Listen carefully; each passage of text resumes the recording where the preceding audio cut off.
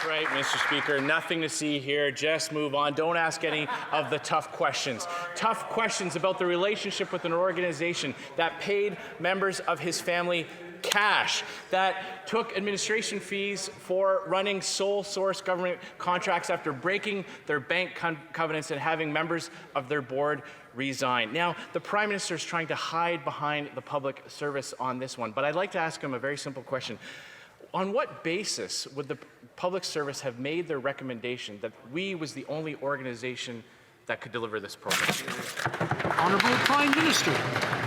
Mr. Speaker, when we came forward with the idea of supporting young people who would want to be involved and serve their community across the country, we as a government came forward and looked to see young people serving their country. The public service took a look at the ways they could deliver that program and determined that the WE organization was the only one that could deliver that program as ambitious as it was for this summer. That was the recommendation made by the nonpartisan public service. Of course, as I apologized for, I should have recused myself because of the connection with the families, but that doesn't take away from the fact that the public service recommended that organization.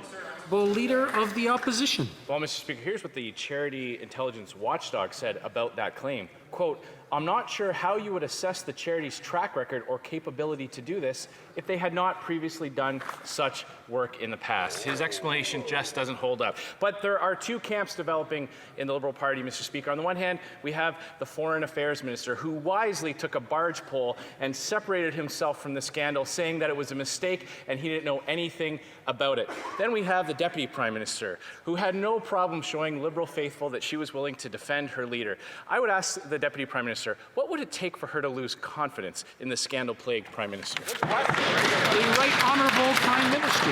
Mr. Speaker, every step of the way, our government has been looking to support Canadians through this unprecedented pandemic. Yes, we put out tens of billions of dollars, hundreds of billions of dollars into the pockets of Canadians, workers, families, entrepreneurs, people working all across the country who were challenged with this pandemic. And we looked for ways to support students as well, through summer jobs, through creating new jobs in various industries, but also through encouraging volunteerism and service to this country. We will continue to look to ways to support Canadians right across the country through this difficult time.